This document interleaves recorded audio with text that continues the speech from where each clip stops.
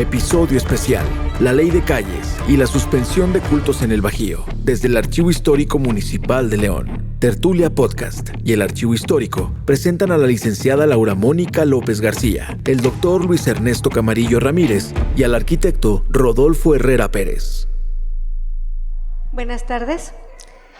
La parte que voy a compartir tiene que ver con los antecedentes antes de la ley Calles, porque muchas veces se concreta uno solo a 1926, a 1929, pero ¿cómo fue la relación entre la Iglesia y el Estado? En esta presentación vamos a hablar de dos etapas, la etapa del virreinato. Con la llegada del capitán Juan de Grijalva a la playa de Cozumel, se celebra la primera misa el 6 de mayo de 1518. En febrero de 1519 llega Hernán Cortés a las costas de Yucatán, que al transitar por nuestro territorio es acogido por los pueblos indígenas, realizando generalmente en estos lugares las siguientes acciones: levantar una cruz, un altar a la Virgen, para poder celebrar normalmente casi diario la Santa Misa. Los soldados rezan de rodillas delante del altar, primero por ser cristianos y segundo para que los nativos vieran la reverencia a la cruz. Exhortan a los principales de los pueblos a quitar sus ídolos y a que no sacrifiquen a ningún indio. Los sacerdotes enseñan la fe católica a los nativos. Libera a los indios que están encarcelados, cuyo destino es ser sacrificados y comidos. Las grandes quejas de los caciques por el sometimiento que sufren de parte de los aztecas son escuchadas por Cortés y su petición siempre es: libéranos de Moctezuma. En Tabasco, Cortés recibe como regalo 20 mujeres. Ante este hecho, Fray Bartolomé de Olmedo le aconseja que primero se les predique la fe para bautizarlas y después entregarlas a los capitanes como esposas. Estas mujeres serán las primeras mujeres cristianas en la Nueva España. A la caída del Imperio Azteca, Cortés comenzó la pacificación del territorio nacional y solicitó a la corona española que le enviase los mejores sacerdotes. A esta petición llegan a la Nueva España los 3 primeros franciscanos. Entre ellos va a estar Fray Pedro de Gante, que pasó a la historia como el maestro de México. Posteriormente llegan los 12 apóstoles. Aquí hay una anécdota que se va a grabar en el alma del mexicano. Cuando Hernán Cortés lo recibe, se hinca ante ellos, con lo cual queda en el corazón de los mexicanos un respeto profundo por los sacerdotes que hasta el día de hoy conservamos. El prodigio de las apariciones de la Virgen de Guadalupe incrementa las conversiones a la fe católica. En su rostro se contempla el mestizaje que une lo mejor de España y del Nuevo Mundo. Las leyes que rigieron esta etapa van a tener una base cristiana, por eso van a buscar siempre proteger, ayudar al indígena. Isabel la Católica prohíbe la esclavitud con una cédula real en la cual ordena que los indígenas sean puestos en libertad, aquellos que llevaron a Europa, y se devuelvan a sus tierras. Fernando el Católico encarga un estudio jurídico, teológico al dominico Matías de la Paz y al jurista Juan López, en lo cual se concluye que solo se llevará una guerra justa cuando los caciques y jefes prohíban la libre conversión a sus súbditos, o bien sea menester el desterrar inhumanas costumbres que se niegan a abandonar, como lo era el canibalismo o los sacrificios de personas a sus dioses. Se imponen leyes para proteger al indígena, como las leyes de Burgos, el Consejo Real Supremo de Indias, la Junta de Salamanca, las nuevas leyes, las ordenanzas y la Ley de Indias. La Santa Sede dio a los reyes de España concesiones y obligaciones. En documentos como la bula de Alejandro VI, interchetera, a fin de arreglar sin acudir a las armas las difíciles cuestiones, límites que se sostienen entre los límites de España y Portugal. Y pide a los reyes que designen para estas tierras a personas dignas, temerosas de Dios, doctos, hábiles, experimentados para instruir sus habitantes y residentes a la fe católica y al educarlos en la moral. Títulos para ejercer el derecho de patronato en las Indias, que va a conceder a todos aquellos que sean descendientes del reino de Castilla y León, Carlos V, a doña Juana, al rey Fernando el Católico. Las órdenes religiosas fundan hospitales, casas de acogida para también enfermos mentales, leprosos, hospicios, asilios de niños, talleres de oficios, escuelas y universidades. Bernal Díaz del Castillo dice lo siguiente: en México hay colegio universal, donde se estudia y aprende gramática, teología y retórica, lógica, filosofía y otros artes y estudios. Hay moldes y maestros de imprimir libros. Así en latín como en romance se gradúan de licenciados y doctores. Esta es la primera etapa en lo que el Estado se une a la Iglesia en este periodo virreinal que duró 300 años. Viene una segunda etapa. En esta segunda etapa es cuando surge la independencia de España y asumen el poder gobiernos liberales. Esta etapa va a comenzar cuando el cura de Dolores, Miguel Hidalgo, da el grito de independencia. Van a ser 11 años de guerra y van a surgir algunos documentos como el que hizo don José María Morelos y Pavón, que es la primera Constitución Social Mexicana, plasmando en el artículo 2 que la religión católica sea la única sin tolerancia a otras. Cuando Agustín de Iturbide llega a ser proclamado emperador, también promulga el reglamento provisional del Imperio Mexicano y también resguarda en el artículo 1 que la religión católica, apostólica, romana, sin tolerancia de otra alguna. Entonces, ahí hay esa relación en este periodo. Incluso en la Constitución Federal de 1824, también en el artículo 3 se promueve y se resguarda a la religión católica sobre lo que va a regir aquí al reino que se está ahorita creando como República Federal. Va a haber después, con el transcurso del tiempo, algunas persecuciones a la Iglesia. Nos encontramos con Valentín Gómez Farías, que siendo presidente quiere tomar el derecho de patronato que tenían los reyes para nombrar obispos, para suprimir votos monásticos. Va a desterrar a algunos obispos, va a suprimir la Universidad de México y algunos colegios. Y lo más grave que hizo fue secularizar las misiones en California y apoderarse de esos bienes, porque eran misiones con mucho desarrollo en una muy buena convivencia entre los sacerdotes religiosos con los indios de esas regiones. Al momento que las seculariza, inmediatamente decaen. Y tenemos después que viene la guerra que se crea porque Texas se quiere independizar de México y aquí va a haber una exigencia de pagos para que la Iglesia sea la que solvente esa guerra.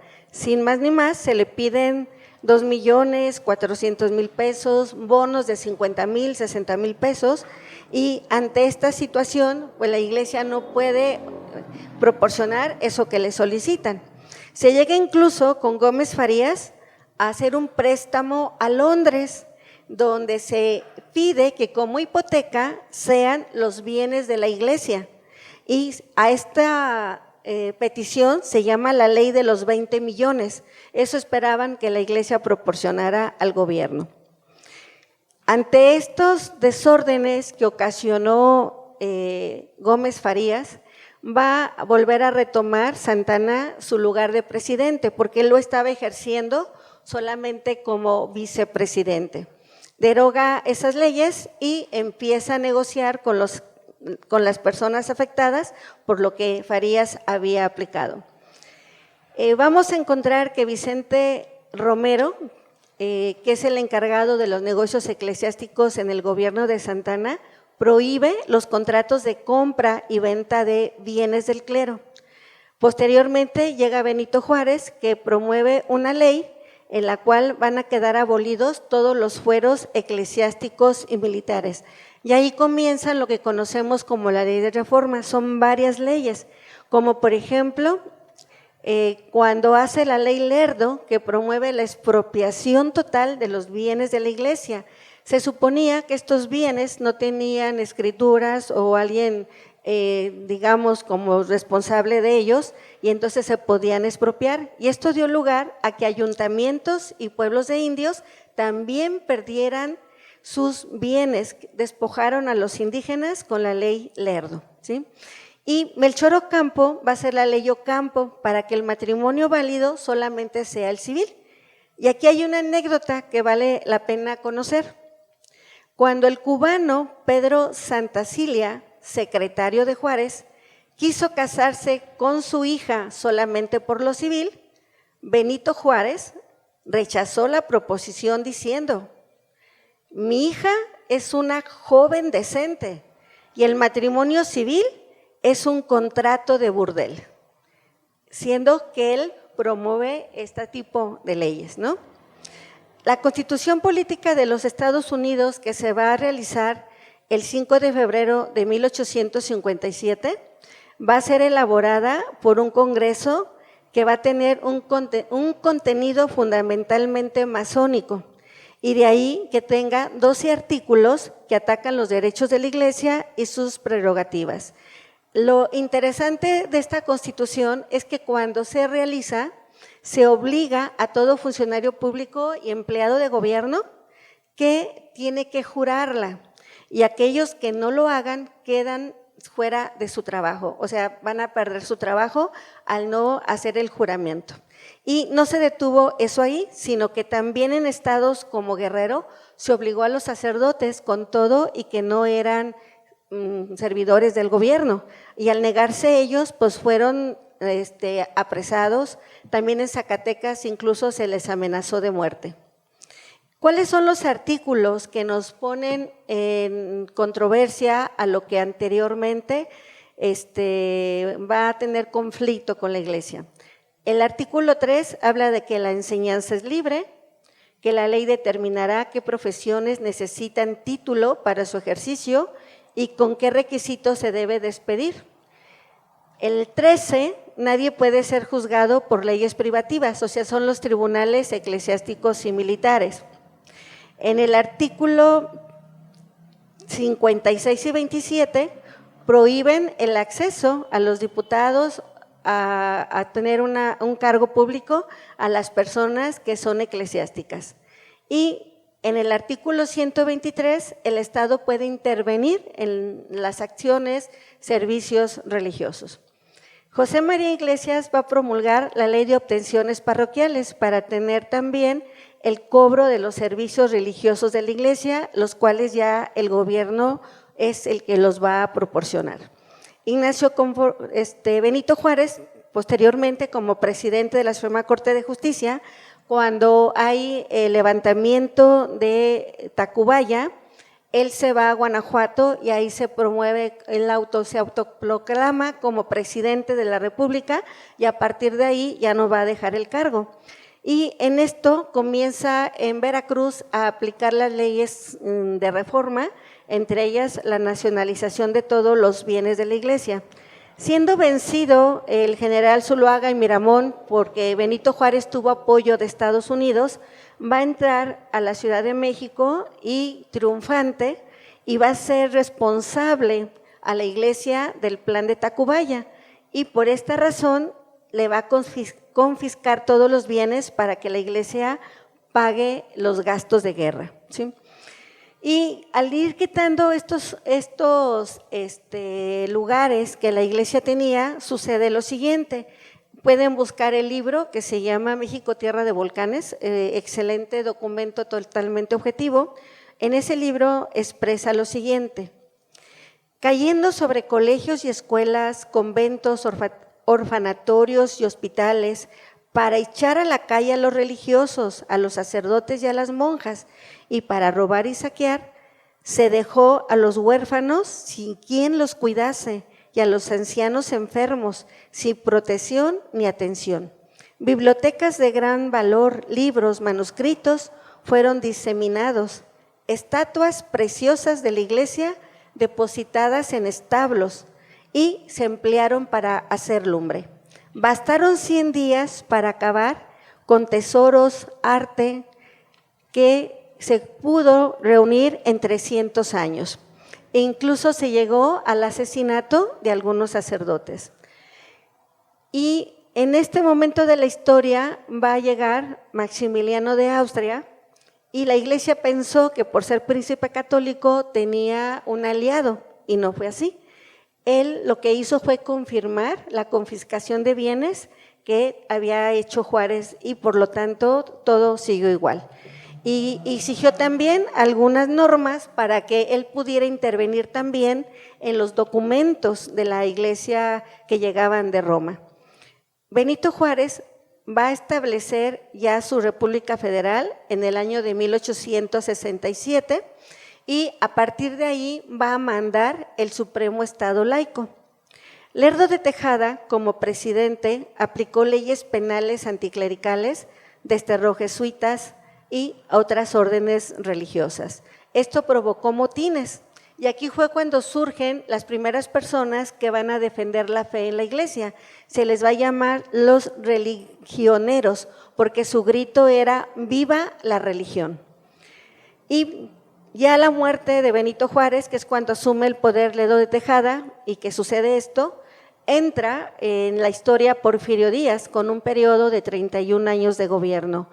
Si bien fue un tiempo de una paz relativa, hubo algunos ataques a la iglesia también. Por ejemplo, en lo que toca a la enseñanza, sí hubo un crecimiento, había universidades tanto atendidas por personas muy preparadas religiosas como también del gobierno, pero una persona que estudiaba en una escuela religiosa no eran válidos sus estudios. Para poder el joven entrar a la carrera tenía que hacer un examen muy complicado, ¿sí?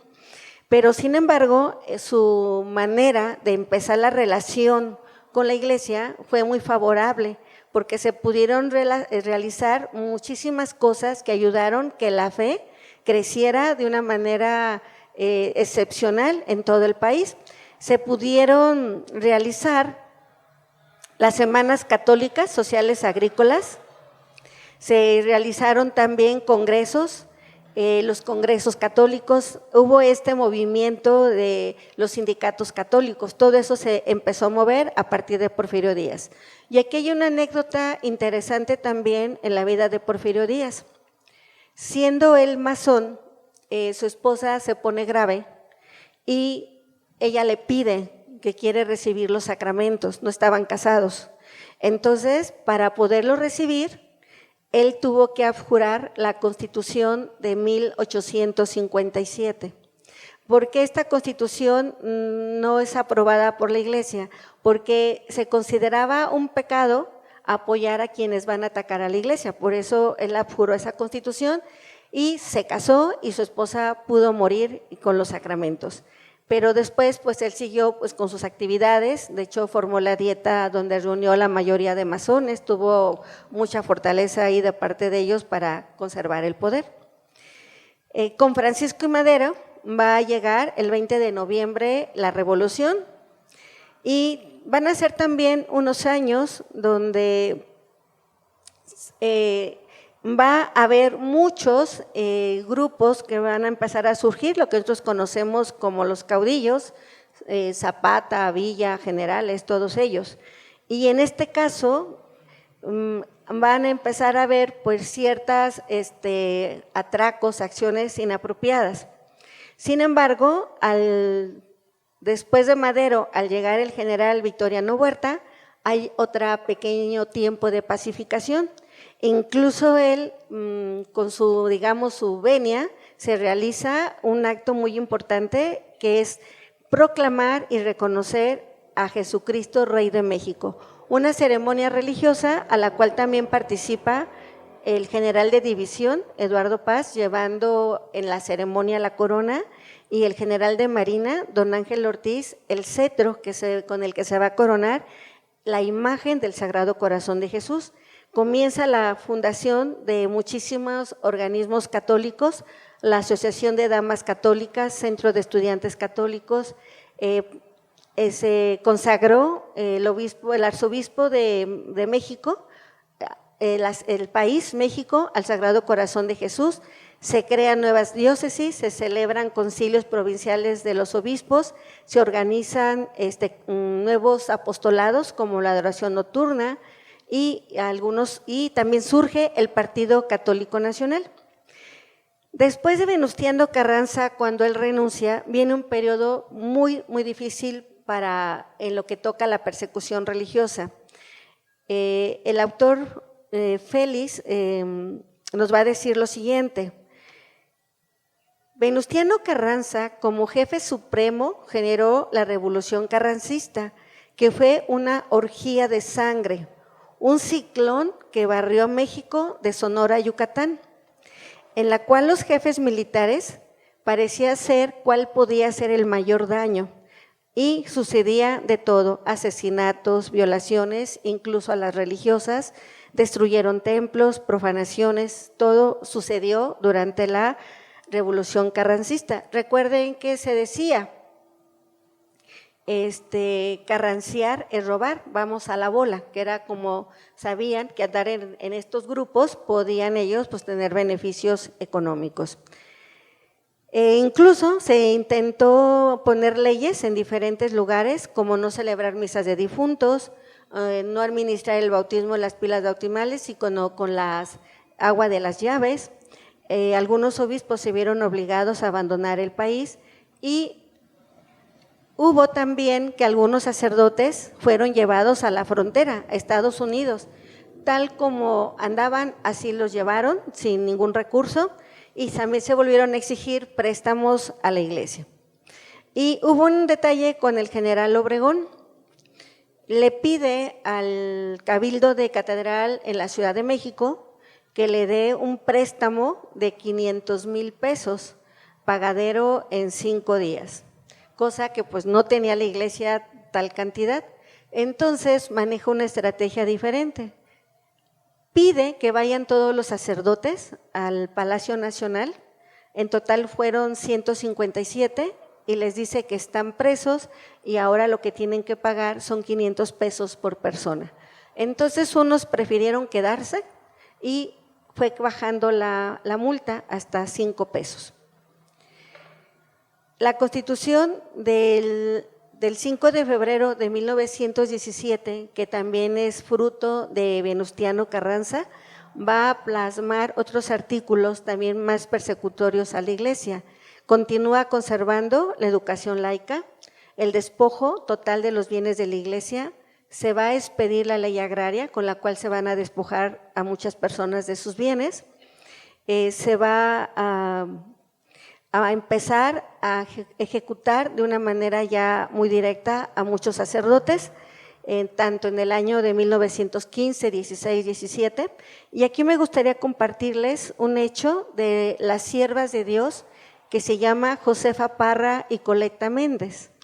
El 23 de diciembre de 1917 llegó a su pueblo en Jalisco, se llama Santos de Gollado hoy, el general Inés Chávez, que arrasó con el pueblo. Entonces ellas, para evitar ser ultrajadas, al ver una casa en llamas, se aventaron a las llamas y hoy están como siervas de Dios por ese sacrificio que dieron. Ambas eran de un grupo religioso que ya creo que algunos de ustedes conocen, que se llaman las Hijas de María, que eran en tiempo del padre Bernardo Chávez, tenía un grupo muy floreciente que hacía una labor muy importante. De hecho, a ellas se les debe el templo del expiatorio, fueron las que reunían las limosnas y todo esto, ¿sí? Y se va a fundar el 17 de julio de 1918 lo que va a ser la CJM, la Acción Católica de la Juventud Mexicana. Y ahora pasamos a una etapa también muy persecutoria, que es con el presidente Álvaro Obregón.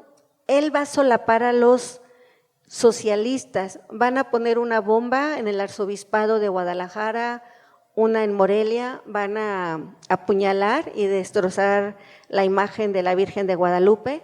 Por esta razón se hace una manifestación en la cual el gobierno llega a matar como a 10 personas, ponen la bandera en la Cámara de Diputados, la bandera comunista, y van a profanar también la iglesia de Gómez Palacio en Durango.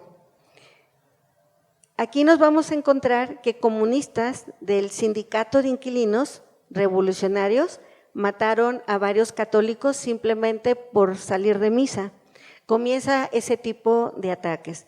Y Obregón va a expulsar a Monseñor Felipe, que es delegado apostólico. Se le acusa de no respetar las leyes y en este caso fue la falta que cometió hacer un acto público cuando vino a bendecir aquí a Silao al Cristo de Cubilete, la primera piedra para el segundo monumento a Cristo Rey. Se va a realizar el primer Congreso Eucarístico Nacional, que fue un acto de mucha importancia, de mucha participación, pero con Obregón empezaron a ver qué limitantes ponían. Afortunadamente solo se prohibió poner adornos en las calles y los últimos actos no se realizaron. Llegamos al periodo más fuerte, que es de Plutarco Elías Calles. En este caso, él va a permitir que varios gobernadores hagan ciertas acciones en contra de la iglesia, como sucede con el gobernador de Veracruz, que detiene al obispo de México, cuando al ir a Tehuantepec es recibido por la gente con arcos de flores. Eso se consideró un acto público, por lo cual estaba atentando contra la ley. La CROM, que es la Confederación Regional Obrera Mexicana, va a tomar la iglesia de la parroquia de la Santa Cruz y la Soledad para entregarla a Joaquín Pérez, quien se autoproclama patriarca de la iglesia mexicana. El gobernador de Jalisco va a cerrar el seminario y va a perseguir también a las religiosas. Y se va a fundar, ante todos estos hechos, la Liga Nacional Defensora de la Libertad Religiosa, por personas muy importantes que van a luchar por la defensa de la fe: Miguel Palomar Vizcarra, René Capistrán, Luis G. Buscos y el padre Bernardo Bergjovet son los fundadores. En Aguascalientes los católicos ocupan la iglesia de San Marcos para que no sea tomada por los cismáticos.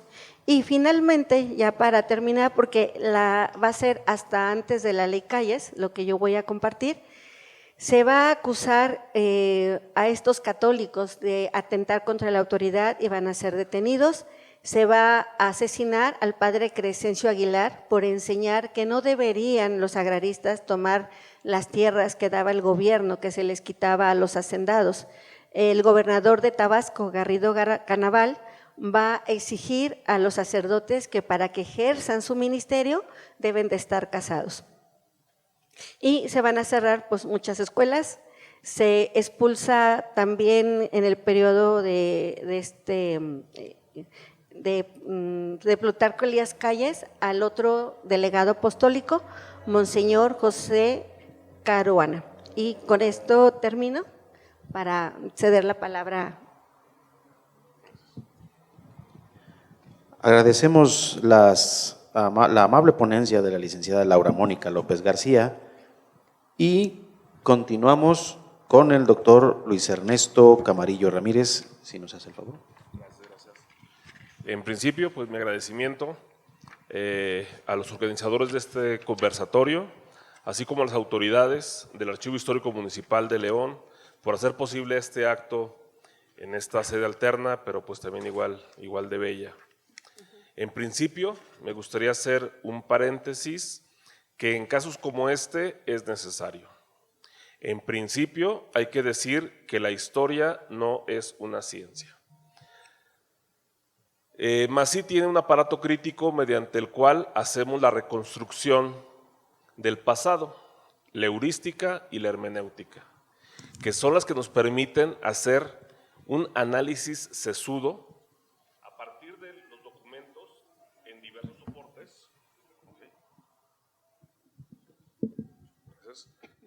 soportes, hasta lograr acercarnos a una reconformación del pasado, mas este siempre estará sesgado a los intereses del historiador, por lo que es fundamental la ética para tratar de ser lo más imparciales posibles. Una segunda reflexión es para entender que la historia no es una sola, hay diferentes tipos de historia a partir de los temas que se tratan. Así pues, hay una historia económica, social o por temas de la medicina, del deporte, etc. Cuando nos referimos a la historia de México, esta es una historia de corte oficial y así debe ser, pues justifica al orden político vigente. De ahí la sentencia que reza: la historia la escriben los vencedores. Así pues, desde el siglo XIX y tras el triunfo de los republicanos, nuestra historia fue de corte liberal, laicista, y así se mantuvo hasta que llegó este nuevo régimen. Seré sincero, no me he acercado a leer los nuevos libros de texto gratuito, pero creo que todos hemos leído de lo que se trata, ¿no? Y eso es interesante reflexionar, porque del año 2006 al 2018 no hubo cambios en la historia, es decir, llegó otro grupo político y la historia no se tocó. La historia entonces era tema de académicos, no de políticos, y ahora sí se trastocó la historia. Entonces, por eso creo que es importante hacer este tipo de reflexiones. Desde siempre ha existido la otra historia enfocada, es decir, la otra historia es una, así como la historia oficial, también existe la otra historia. Es una historia enfocada desde una perspectiva católica, en la que se busca rescatar la narrativa de los sectores que se considerarían como vencidos en los grandes conflictos nacionales, la independencia, la reforma, la revolución. Y no me refiero a anterior, puesto que no existe el país México. La historia nacional comenzaría después de la consumación de la independencia y el reconocimiento de un nuevo país que nació como imperio, pero luego se conformó como una primera república y, en fin, todos los avatares que vienen posteriormente. Esta corriente historiográfica, la otra historia, valora la época virreinal como un periodo de unidad y orden, y a la Iglesia Católica como el principal vínculo de cohesión nacional, oponiéndose al proyecto liberal que buscaba la separación Iglesia-Estado. Con autores como Lucas Alamán, Jan Meyer, Luis Barrón, Roberto Blancarte, el autor de México, Tierra de Volcanes, que es un libro de texto para preparatoria. Esto solo para entender desde dónde se escribe lo que se lee y responde a las instituciones o autores. Entonces debemos ser conscientes qué es lo que estamos leyendo, cuál es el objetivo de ese texto y no querer hacerle preguntas que no me va a responder porque está escrito desde una perspectiva u otra. Por ejemplo, si ustedes googlean Historia Mínima de México de Daniel Cosío Villegas, la parte de la posrevolución es un análisis económico. ¿Está mal? No. Fue el enfoque que le quiso dar el autor, punto. En fin. Como académicos, debemos tener una visión lo más imparcial posible, aunque sabemos que esto no lo es del todo. Por lo que en lo personal trato de hacer una historia crítica de México donde todas las voces sean analizadas y así sea una historia más integral, más periférica. Cuando hablamos de la rebelión cristera y los años previos a es imposible no partir de lo que para la historiografía es el viejo régimen, es decir, del porfiriato, sobre todo esta última etapa que va a partir de las sucesivas reelecciones. El porfiriato lo podemos hacer la división del primer Porfirio Díaz democrático, el que deja el gobierno, el que regresa al gobierno y posteriormente se empieza a reelegir, donde sería incluso, hay otro adagio, que el más revolucionario con el tiempo se convierte en el más conservador. Y eso ocurre y seguirá ocurriendo por los siglos de los siglos. En ese sentido, la figura del general Porfirio Díaz se convertirá como el enemigo a vencer para la entronización de un nuevo orden. Así es como en la publicación del Plan de San Luis se habla de un levantamiento armado nacional para el 20 de noviembre. Y pues este hecho no tuvo el mayor eco, pues solo lugares como Chihuahua, Coahuila y Sonora, y no crean que el estado, algunas poblaciones de estos estados. Yo leí que en Veracruz, el de Puebla de los hermanos Cerdán fue disuelto el 18 de noviembre, y aquí en Guanajuato, los enviados por Madero para el 20 de noviembre ya estaban recluidos en la cárcel de Granaditas. Era un par de generales del Rosal apellidados que llegaron con la encomienda de organizar un levantamiento y este no fue posible. La revolución en Guanajuato comienza hasta abril de 1911 con el levantamiento en La Luz, Guanajuato, en la ciudad Porfirio Díaz, del general Cándido Navarro. Ahí comenzará nuestra revolución. Bueno, la revolución en Guanajuato. Así pues, lo primero que hay que decir es que la rebelión por la fe podría ser de los resabios de la posrevolución en un México que aún no estaba del todo pacificado y justo la pólvora aún humeaba en las carabinas cuando debieron deportarlas otra vez, pero ahora no por defender un conflicto postelectoral, sino un tema de fe. Es decir, la revolución de 1910 arranca como un tema postelectoral. Tampoco se dejen engañar cuando dicen, es que estaban buscando una agenda social. La revolución mexicana lo que estaba buscando era reivindicar las causas sociales. No, no es cierto, señores, es un problema postelectoral. Porfirio Díaz no aceptó el triunfo y se levanta en una rebelión y toma el poder de facto. Posteriormente llama a elecciones y se cambia todo el aparato en los 3 niveles, ya con el orden de Porfirio Díaz. Pero ahora, como la historia es una narración, la historia es un relato, tenemos que buscar a un enemigo a vencer. El enemigo era Lerdo de Tejada, ok, entonces ahora el revolucionario es Porfirio Díaz, ahora el malo es Porfirio Díaz, los buenos son los revolucionarios, y así lo hemos ido haciendo otra vez por los siglos de los siglos, así es la historia. En los varios cortes temporales que podremos hacer en la Revolución Mexicana, es que en un momento decisivo de fue la publicación de la Constitución de 1917.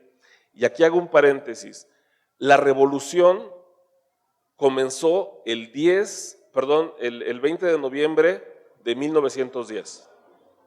Pero ¿cuándo terminó? Y la respuesta es, ¿y quién da más? ¿Y quién da más? ¿Y quién da más? Y va a depender de cada autor. No, la revolución sí tuvo un fin.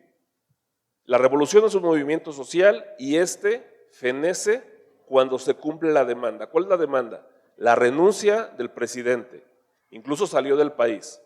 Se llama elecciones y gana la elección Francisco I. Madero. Francisco I. Madero declaró el fin de la revolución y los que volvieron a tomar las armas iban a ser declarados enemigos del país, y iban a ser perseguidos y metidos a la cárcel, lo cual ocurrió. Por eso Zapata, por ejemplo, que le declara la guerra al presidente Francisco I. Madero, ya no es revolucionario, es contrarrevolucionario. ¿Sí? Nada más que hay que acomodar las piezas en el tablero de ajedrez, y en el único lugar que podían estar juntos Obregón, Villa, Zapata, Carranza, pues es en los monumentos. en vivo no hubiera podido haber estado, nunca pudieron haber posado para la foto. Un nuevo orden constitucional, lo mismo suscitó la división de opiniones, pues lo que inició como una reforma a la Constitución juarista de 1857, Venustiano Carranza se levanta con la idea de una nueva constitución, nueva que reformará las leyes de reforma. Ustedes recuerdan el ejército de Venustiano Carranza, que encabeza Álvaro Obregón, es el ejército constitucionalista, por lo que Francisco Villa en algún momento se llamó como defensor de la Constitución de 1857. No sé si algunos lo habían escuchado, pero eso sucede. Hay un ejército constitucionalista y hay un ejército para defender la Constitución de 1857. Un primer hecho importante que pondría en alerta al pueblo católico durante esta época es la promulgación de esta Constitución, la de 1917, al contener lo que se consideró como artículos restrictivos para la Iglesia Católica, como el artículo 5, 3, 5, 24, 27 y 130. El artículo 3 habla de la educación laica y gratuita, que establecía que la educación debería ser impartida por el Estado y esta ser laica y gratuita. En el Constituyente, este fue uno de los debates más intensos y los constituyentes radicales como Francisco J. Mujica defendieron la exclusión total de la Iglesia en el ámbito educativo. Aquí haré un comentario. En Guanajuato la educación es laica desde 1826 y pagada por el Estado. Fíjense ustedes hasta cuándo llega al orden constitucional de 1917. Era educación laica, pero la tenía que impartir quien supiera leer y escribir. Y perdón, pero los sacerdotes sí lo sabían hacer. Y durante mucho tiempo, por eso estuvo las escuelas al frente de los sacerdotes. Con una fuerte presencia en las escuelas católicas en Guanajuato, la aplicación fue vista como una agresión directa a la identidad local. La secularización educativa fue resistida por comunidades y por el clero.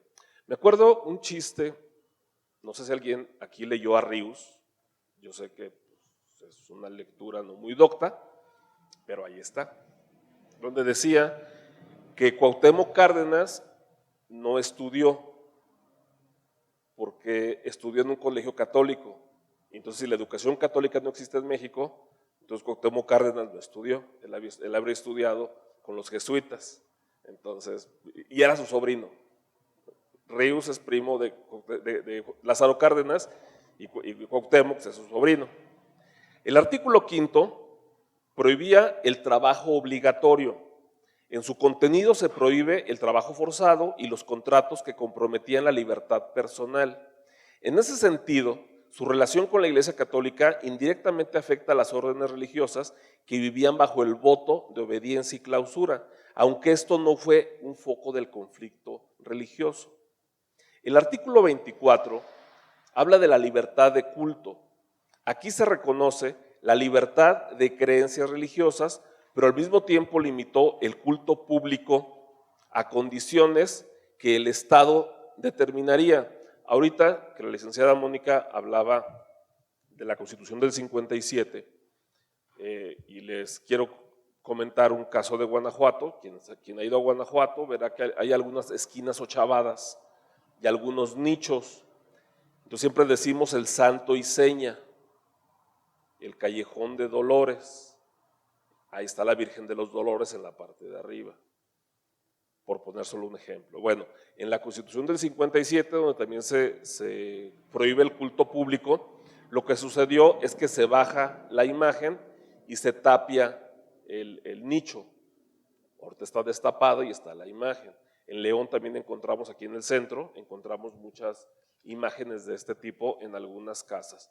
Me acuerdo en la calle Gante, donde topa la calle Gante, en la 5 de febrero, hay un Sagrado Corazón de Jesús ahí en un nicho bien bonito. Bueno, por poner un ejemplo. Entonces, cuando hablamos de la prohibición del culto público, el debate se centró en que los constituyentes discutieron si debía permitirse el culto público o no. Se impuso la visión de que el Estado debía regularlo bajo la premisa de reducir el poder, de reducir la organización popular de la Iglesia.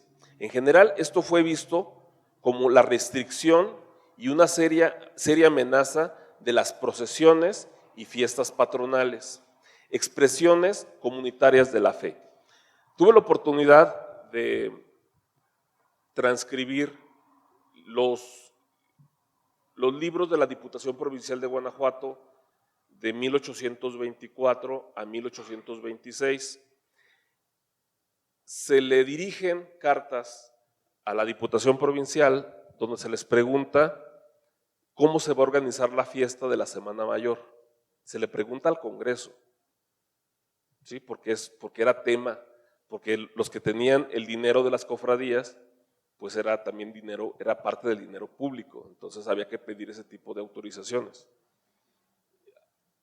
Ahora había que disminuir, entonces esa concesión ya no la tiene el Congreso, entonces se le regresa a la Iglesia.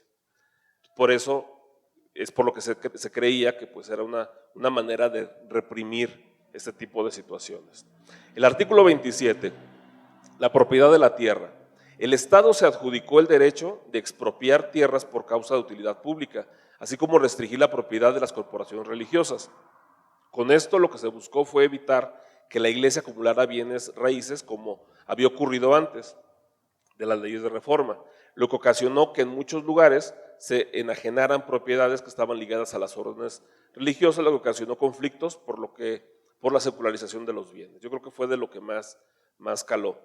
Y pues era una cuestión natural que un particular le donara una propiedad a la Iglesia por un favor recibido. Lascurain de Retana, quien haya escuchado ese nombre de esa calle, que es la calle que está enfrente de la universidad, Pedro Bautista Lascurain de Retana dona 3 haciendas de Valle de Santiago para la apertura de la cátedra de filosofía. Los jesuitas no querían las haciendas porque costaba más mantener las haciendas que lo que fuera a dar para la cátedra, pero la corona no pudo hacer revertir, y esto ocurrió y ocurría en todos los lugares con respecto tanto a la Iglesia directamente o a una devoción. El artículo 130, la separación de Iglesia y Estado, establece que los ministros de culto no pueden intervenir en política ni criticar leyes o autoridades desde el púlpito. Los ministros de culto debían registrarse ante el Estado. Por su naturaleza, este fue uno de los debates más acalorados, pues este artículo es claramente anticlerical. Constituyentes como Mújica y Heriberto Jara defendieron que el Estado debía controlar al clero para evitar su influencia política. No es 2025, estamos hablando del 17. Tanto la exigencia del registro como la prohibición de la participación pública del clero provocaron la resistencia y clandestinidad. En su tiempo, hechos verificables en la prensa de la época ocasionó que la Iglesia tachara a la Constitución de anticlerical e incluso de amenaza de excomunión a quienes votaran a favor de su promulgación en el Congreso Federal, como en los congresos locales. Una investigadora que trabajó el archivo de la Catedral Metropolitana de la Ciudad de México, me habló de los perdones que pidieron por escrito algunos constituyentes por haber dado su voto a favor de la Constitución. O sea, esas cartas se dirigían en secreto para pedir perdón y que en su momento pues, no fuera el documento que no tuviera para que no me dieran la entrada al cielo, ¿no? Si el miedo no anda en burro. Otros acontecimientos importantes en los que se vivió el gobierno, fue con los gobiernos de Álvaro Obregón y el general Plutarco Elías Calles, pues con el primero se inicia la reconstrucción nacional y aquí ya se ve la revolución como un hecho pasado. O sea, los revolucionarios ya en ese momento decían ya, esto ya terminó, lo hicimos todo bien, como un hecho transcurrido. Tuvo un énfasis en la educación pública y la creación de la Secretaría de Educación, encabezada por José Vasconcelos, y la ponderación de la cultura de lo mexicano. Se impulsa la reforma agraria y el control del movimiento obrero mediante la Confederación Regional Obrera Mexicana, fundada en 1918. Se fortalecían los sectores campesinos y obreros.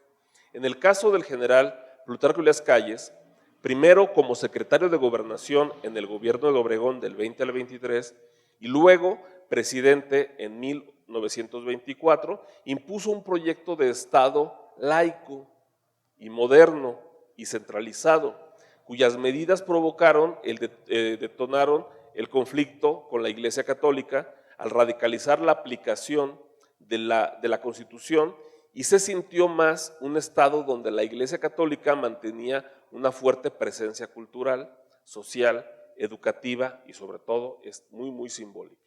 Especialmente tales como en Guanajuato, Jalisco, Zacatecas, Aguascalientes, donde el catolicismo popular era profundo, sobre todo por la organización que se llevaba. En verdad la vida de parroquia, en verdad la vida de las cofradías era muy fuerte, y así es como se organizaban las comunidades. Con el arribo del gobierno del general Calles, el gobierno mexicano comenzó a aplicar activamente la expropiación de propiedades en manos de la Iglesia, entre ellas templos, así como el negar concesiones para el uso de espacios a la jerarquía católica, lo cual generó roces constantes más que con la jerarquía católica anteriormente, con la feligresía, al ver acotado el culto público. A final de cuentas, la Iglesia es una institución, pero los que lo sentimos somos los practicantes. Si bien ya había un entramado para minimizar y acotar la acción de la Iglesia Católica, en el año de 1925 se da un intento por socavar la unidad de la Iglesia romana al gobierno a través de uno de los brazos del poder político, ya que Luis N. Morrones, líder sindical y uno de los políticos más influyentes de la época, apoyó un movimiento cismático liderado por el sacerdote Joaquín Pérez y fundó una institución llamada Iglesia Católica Apostólica Mexicana. Su objetivo fue instituir en México una iglesia alejada del Vaticano, lo que se conoce como un cisma o una excisión.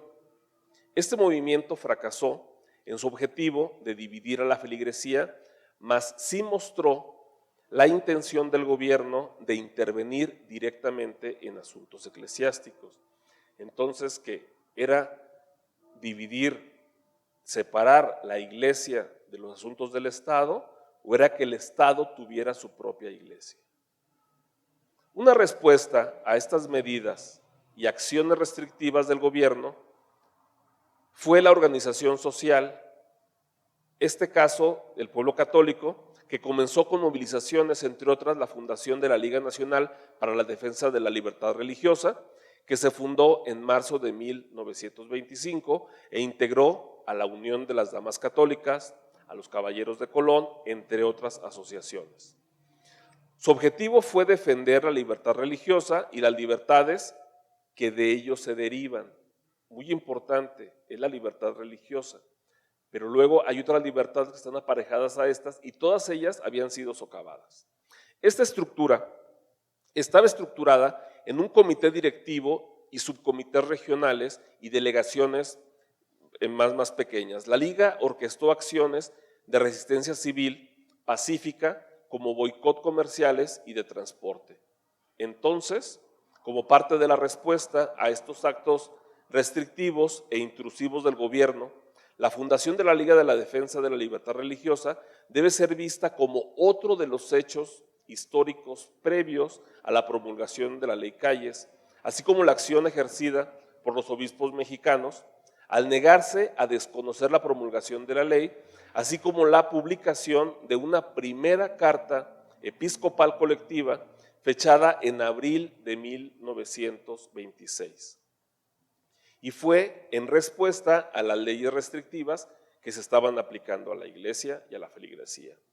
Este fue un documento clave en la escalada del conflicto religioso en México y mantenía una postura de prudencia y esperanza y buscaba una solución pacífica por parte al menos de la iglesia. Esta carta expresaba la oposición de los obispos a las leyes y decretos gubernamentales, argumentando que estas medidas coartaban la libertad religiosa y la capacidad de la Iglesia para ejercer su misión pastoral y educativa. En este documento se defendió la autonomía de la Iglesia, reivindicando la personalidad jurídica y su derecho de poseer bienes y administrar su clero y a organizar el culto público sin la intervención del Estado, aspectos que la Constitución de 1917 estaba negando. En suma, el episcopado manifestó su deseo de evitar extremos y buscaba contemporizar por amor a la paz en conflictos de menor cuantía. Esta es una cita de esta primera carta episcopal. Optando por un camino de protesta legal y diplomática, es decir, por las instituciones. Esta carta servía como una amonestación general e instrucción para el clero y los laicos sobre la gravedad de la situación y la necesidad de defender la fe y los derechos de la Iglesia por medios específicos y legales, y si bien este fue un llamado a la calma, también preparaba espiritualmente a la comunidad católica para un conflicto más profundo si el gobierno no cedía en su postura. Por lo que esta carta sería el preludio de la decisión drástica que el episcopado tomaría después. Hasta aquí, la enumeración de acontecimientos previos a la publicación de la llamada Ley Calles del 14 de julio de 1926, esperando no haber pecado de generalista, sobre todo atendiendo a los tiempos asignados para este conversatorio, reiterando mi agradecimiento sincero a los organizadores de este evento, principalmente por la acción de divulgar estos temas que historias son, pero sobre todo memoria de nuestras familias, mismas que debe ser devuelta. El derecho a la memoria también son nuestros derechos. Muchas gracias por su atención.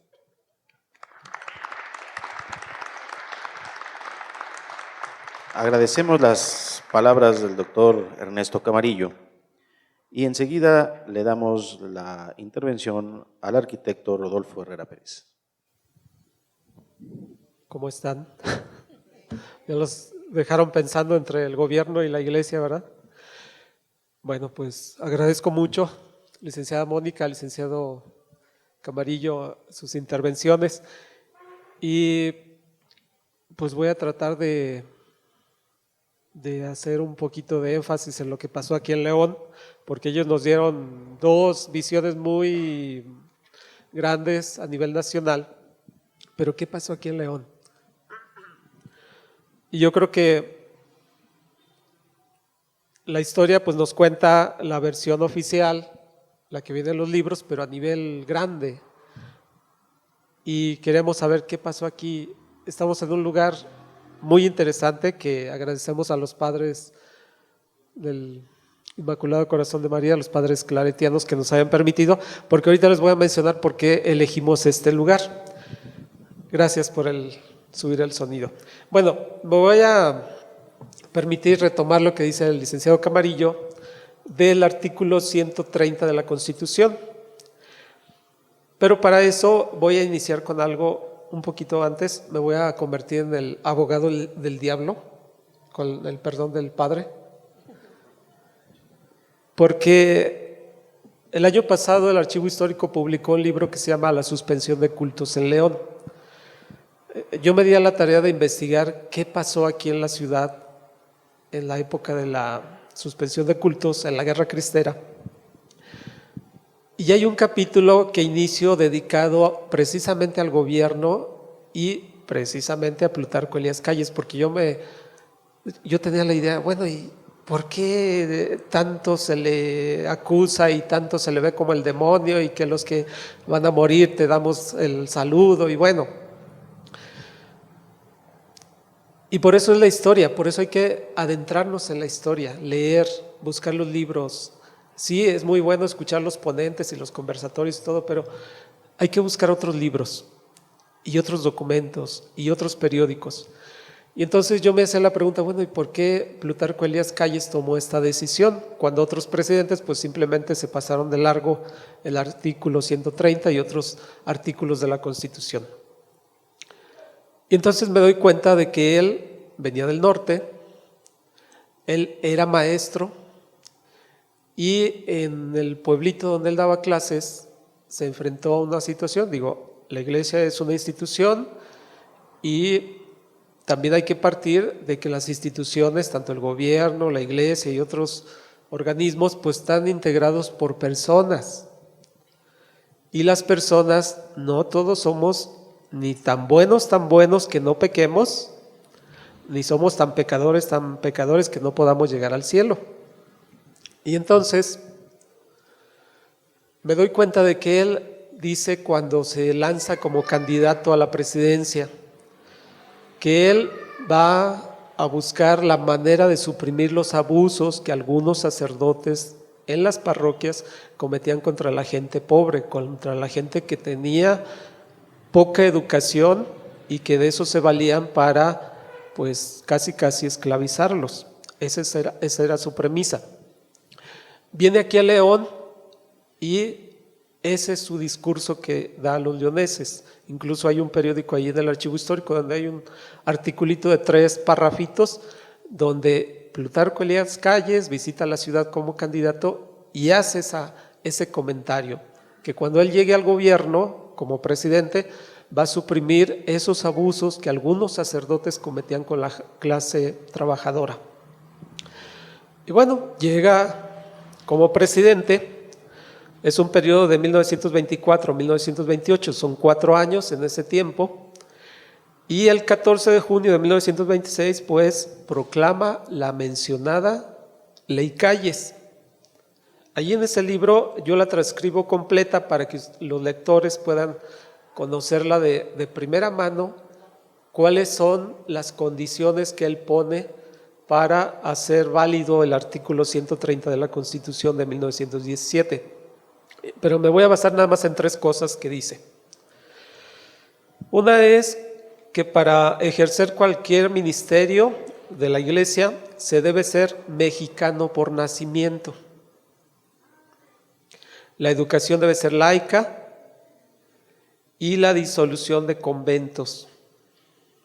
Y también, pues, que no haya política en los templos. Bueno, eso es lo que me llamó a mí la atención de la Ley Calles. Y eso va a generar justamente la suspensión de cultos. Es una reacción. Y mucha gente me ha preguntado y dice, es que el gobierno cerró los templos. Y seguramente muchos de ustedes traen la idea de que el gobierno cerró los templos. En realidad no, fue una reacción de la iglesia en protesta y los templos no fueron cerrados. Los templos permanecieron abiertos y se los encomendaron a grupos de vecinos porque los sacerdotes simplemente dijeron, vamos a suspender los cultos, vamos a suspender la administración de sacramentos. Y esa era una reacción pacífica para hacer pensar al gobierno y a los congresistas y que echaran abajo esa ley. Sin embargo, pues las cosas pues se fueron al extremo y sucedieron muchas cosas indebidas. Pero vamos a llegar al año 1926. La ciudad de León sufrió una de las peores inundaciones y nada más para que se den una idea, 5,900 personas se quedaron sin hogar. Muchas casas, todo lo que fue el barrio de Santiago, el barrio del Cuecillo, todo lo que abarca el río de los Gómez, el agua se desbordó y muchas casas cayeron, muchas eran de adobe, muchas eran pequeñas chozas y mucha gente perdió la vida, sus propiedades, incluso hubo gente que se la llevó la corriente, no se pudieron salvar. La gente que podía subirse a la azotea veía pasar, bueno, para que se imaginen, carros, animales, muebles. El agua entraba por una ventana y salía por la puerta llevándose todo lo que podía. Mucha gente sin poder salvarse se iba sobre la corriente. Y nada más para que se den una idea, la corriente era más de 1 metro. En algunos lugares llegó casi a 1,80, 2 metros de altura. Y no nada más venía el agua así tranquila, no, venía con fuerza. Entonces, ese empuje del agua, pues se llevó todas esas personas. Entonces la ciudad estaba destrozada completamente, herida. Y estamos viviendo un momento muy difícil, sin cultos. Y me llamó mucho la atención también que los primeros que abrieron para ayudar a la gente pues fueron precisamente la iglesia. El obispo de León, Emeterio Valverde y Telles, fue el primero que aportó dinero, del dinero de la catedral. Y el primer día que ya empezaron a recoger a los damnificados, que los empezaron a alojar en el Palacio Municipal, en el Teatro Doblado, en algunos templos, el primero que aporta cantidad para ayudar a esa gente es el obispo. Y manda a comprar el primer día 1000 panes para alimentar a la gente. Y no nada más él, se abren las puertas de la parroquia de San Miguel y la del Cuecillo para ayudar a la gente que estaba necesitando. Y abren comedores y abren asilos. Y entonces la iglesia está presente y está abriendo las puertas para toda esa gente necesitada. Y luego viene otra cosa bien curiosa, así como las anécdotas que nos hablan nuestros ponentes. Estando en esta situación, también el primero que ayuda a León es el presidente Elías Calles. Manda recursos, manda trabajadores y manda al general Amado Aguirre para atender la situación de la ciudad. Entonces, imagínense, están en conflicto la iglesia y el gobierno, pero a la vez están ayudando a la gente que está sufriendo. Y entonces la historia pues es, digamos, controversial, porque mientras están que no se hablan, están los dos ayudando. Y ya adentrándonos un poquito de pues en lo que es el conflicto cristero, el obispo Valverde y Telles les pide a los sacerdotes que se mantengan en calma. Dicen, no protesten, no hagan nada, manténganse en calma. La mayoría son más de 100 sacerdotes aquí en León, nada más uno es el que no obedece, y ese se une a un grupito de levantados en armas. Por ahí empiezan a buscar apoyos, empiezan a buscar quien les suministre pues parque, armas, recursos. Es el padre Claro de Anda, no es un nombre, es un seudónimo. Gracias. Y entonces, pues las cosas se van dando poco a poco, poco a poco. Hay otro cristero que él, a través de un periódico que se llama La Voz del Pueblo, que luego va a ser uno de los mártires del Cuecillo, él durante casi medio año, un poquito más de medio año, va publicando en el periódico que la gente proteste de manera pacífica. Y él dice, vamos a ponernos de acuerdo para no comprar ni consumir lo que producen las empresas del gobierno. ¿Qué producía? Pues el tabaco, el alcohol, los servicios, otras cosas que producían las empresas del gobierno. Y entonces por ahí hay una empresa muy famosa que estaba de acuerdo con el presidente de la República, y entonces todos dicen, no vamos a comprar puros hechos por tal fábrica. Y en todo México se ponen de acuerdo y hacen quebrar la fábrica. Entonces es una consecuencia del boicot que estaba generando la gente para hacer que los legisladores echaran abajo la ley Calles. Sin embargo, pues no funcionó, así como nos dice el licenciado Camarillo, no funcionaron la presión pacífica, y entonces empieza la gente a ponerse de acuerdo para levantarse en armas. Aquí en León, un grupo de jóvenes de la Asociación Católica de los Jóvenes de la Juventud Mexicana, que ya no eran tan jóvenes porque algunos ya estaban casados, se ponen de acuerdo y les menciono yo a la gente, yo no sé cómo lo hacían, si era con mensajeros, eran con cartas, no sé cómo se estaban comunicando. El chiste es que quedaron de tomar la ciudad de León el 2 de enero de 1927, y para eso se habían puesto de acuerdo, supongo yo, porque así se vislumbra, iban a venir los de San Diego de la Unión iban a llegar por los de Jalpa de Cánovas, iban a tomar Purísima, pero en realidad no se pusieron de acuerdo. Llegaron los de San Diego de la Unión, se desesperaron, no esperaron a los de Jalpa, nada más les saludaron a los de Purísima y entraron a San Francisco del Rincón, tomaron la plaza, creo que mataron al presidente municipal, a un diputado y a una señora. Y todavía el padre se puso a celebrar misa en el kiosco, en la plaza principal. Y las fuerzas de León, que eran 50 gendarmes, pues son avisados y sale el general a cargo, sale a contrarrestar ese ataque de San Francisco del Rincón. Y cuando saben que va la Guardia de León, pues se van huyendo. Y entonces el general dice, bueno, vamos a dejar aquí 15 gendarmes y regrésense 35.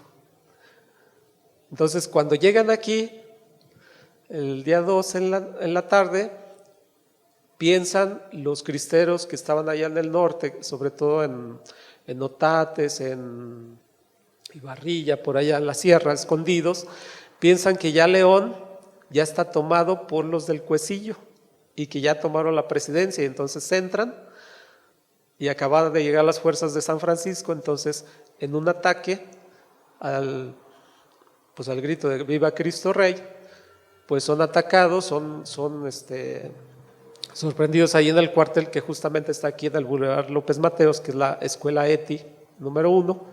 Por allí entran, llegan a presidencia y las fuerzas armadas ejecutan a un jinete y a un caballo. Entonces no logran tomar la ciudad, se vuelven a ir y los del Cuecillo pues están esperando que los del norte hayan tomado la ciudad y entonces empiezan a prepararse.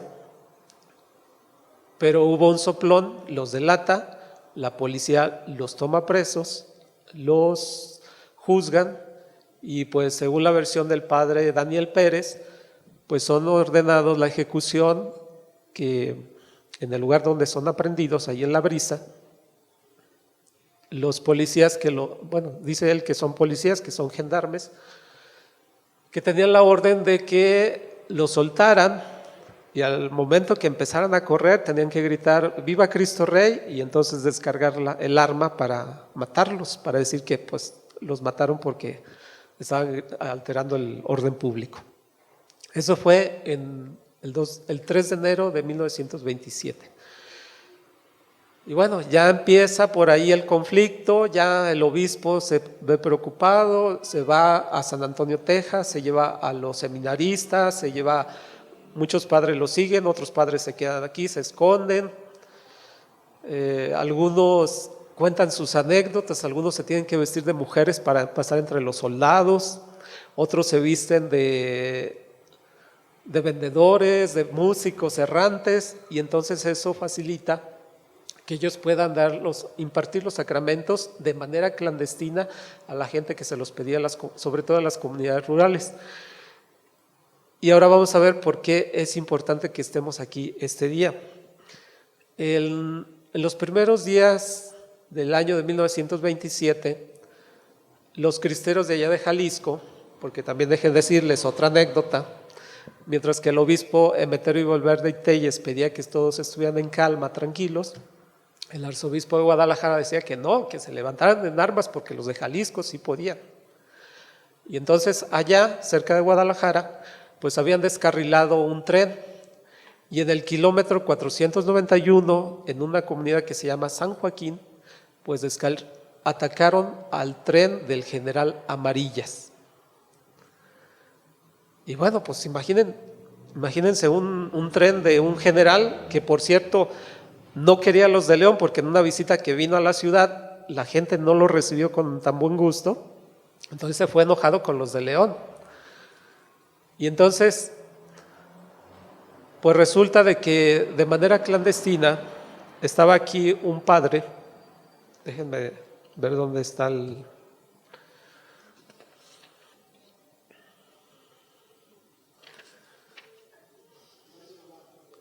Sí, el padre Andrés Solá es el que estaba aquí, pero hay otro. el padre Trinidad Sánchez. Justamente era de Silao, iba a atender a unas religiosas a San Francisco del Rincón y en el camino las fuerzas federales lo presan, se lo traen a la presidencia de León, ahí lo tienen arrestado y unas señoras pues van a interceder por él y van con el general Sánchez, que era el encargado de la plaza aquí en León, y le dicen pues que libere al sacerdote, ¿no? Que pues no hizo nada.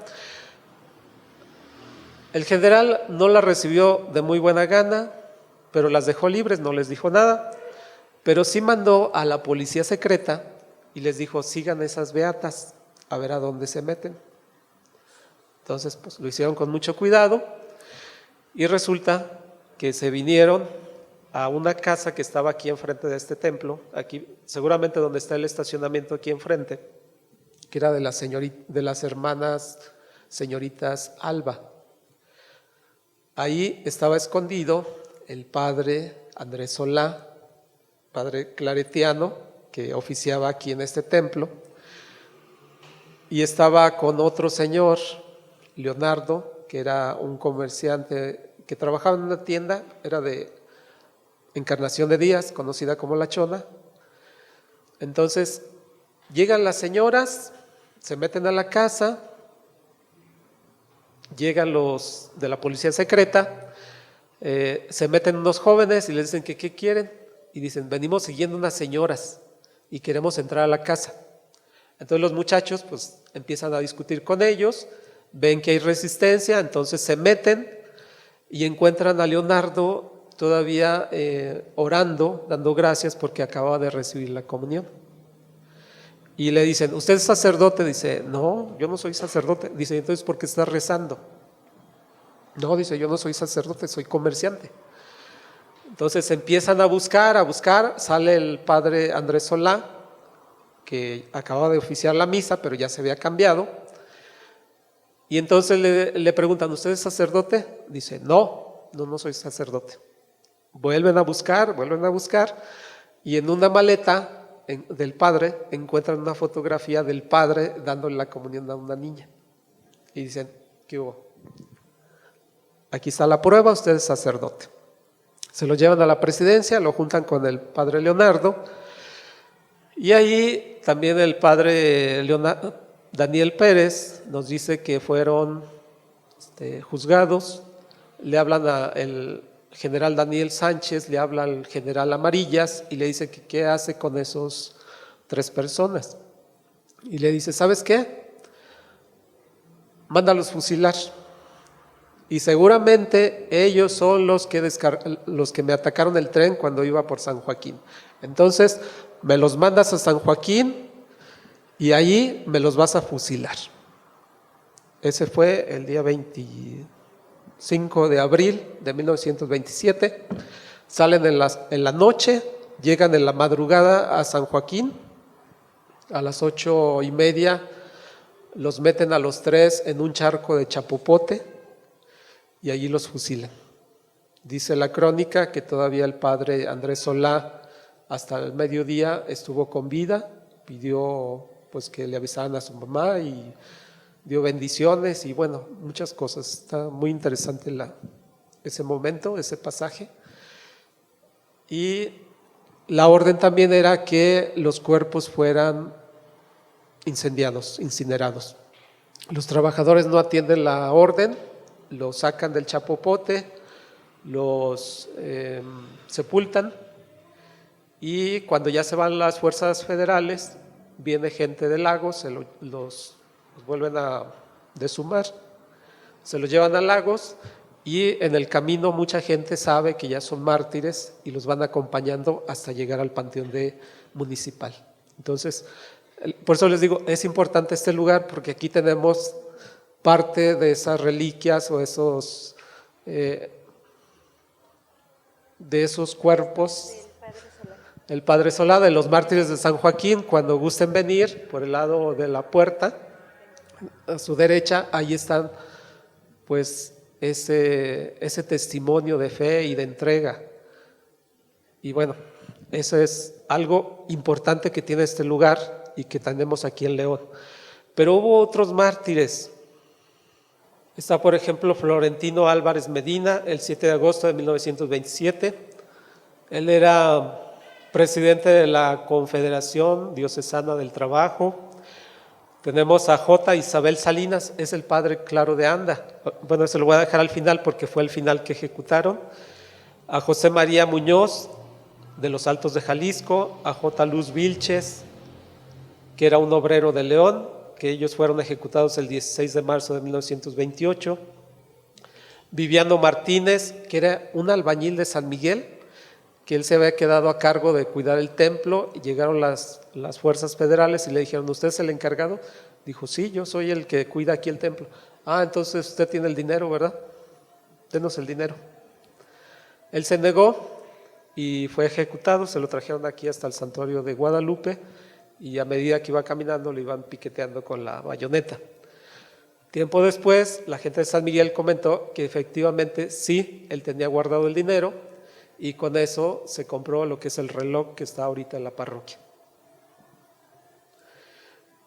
Domingo Anaya, que era un zapatero, que anduvo con las fuerzas también casi de los últimos, él con otro grupo de cristeros fueron ejecutados en la hacienda de San Isidro, allá en San Francisco del Rincón, allá en la mera orilla.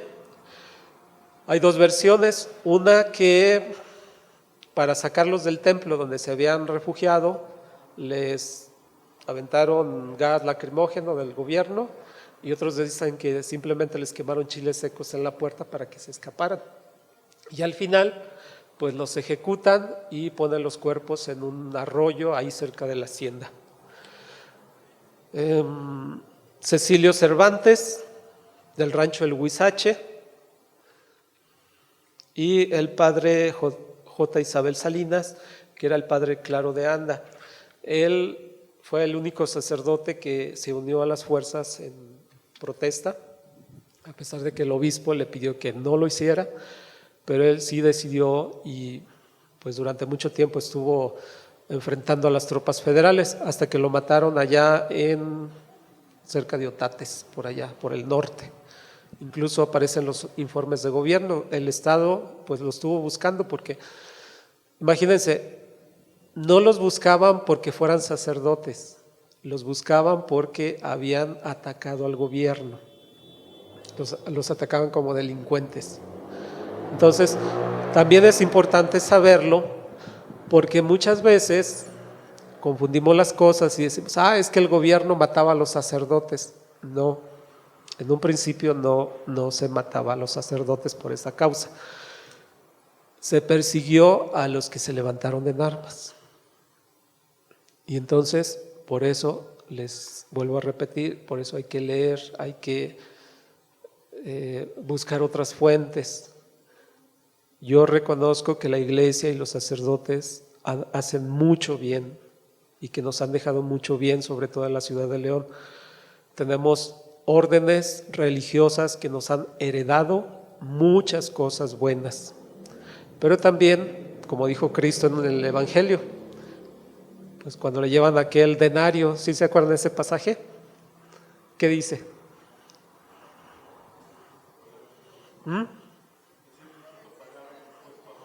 ¿Y qué dice Cristo? Sí, muchas veces yo creo que hay que entender eso. Digo, ya la maestra Mónica nos habló mucho de las persecuciones de la iglesia, el maestro Camarillo nos habló de cómo el gobierno lo atendió, pero yo creo que también hay que ser conscientes. Les decía yo, la iglesia y el gobierno están integrados por personas, y muchas veces esas personas tienen la concupiscencia. ¿Qué es la concupiscencia, licenciada Mónica? A ver, ¿sabe el público qué es la concupiscencia? ¿Qué es? A ver.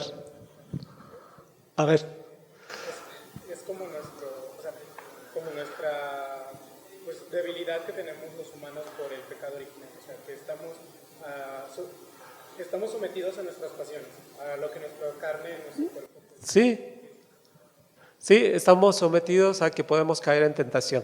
Por eso les decía al principio, no podemos decir que todos los hombres somos completamente buenos, que no podamos caer en pecado, ni que una persona sea completamente pecador que no pueda llegar al cielo. Entonces, siempre hay que tener cuidado de eso. Las instituciones muy buenas, pero a veces están formadas por personas que tienen esa tendencia.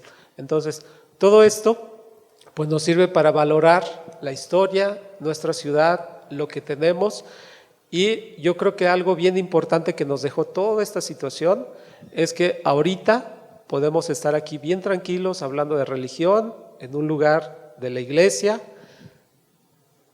y que podemos decir, el gobierno es bueno, el gobierno es malo, la iglesia hizo esto bueno, esto malo, y todos en paz, y nos vamos todos conformes, porque eso es precisamente lo que nos ha permitido vivir en un país con leyes que nos permiten la libertad. Pues muchas gracias, espero no haberlos aburrido. Agradecemos profundamente a nuestros participantes por su valiosa contribución. Tertulia Podcast. ¿Quieres seguir descubriendo la verdad detrás de la historia? Síguenos en Facebook e Instagram como tertulia.podcast y en nuestro sitio web como tertuliapodcast.mx. Información respaldada por el Archivo Histórico Municipal de León, en colaboración con Bonito León y Te Falta Barrio. Tertulia es un podcast original producido por Orión Corp, Ule Audio Studio y la Fundación Marqués de San Clemente AC, con las voces del Dr. Mariano González Leal, Víctor Hermosillo y Raúl Padilla. Locutores: Luz Adriana Flores y Raúl Santana. Dirección General: Mauricio Aguirre. Grabación y diseño de audio: Raúl Santana, Óscar López y Luis Vázquez. Derechos reservados. Tertulia Podcast AC.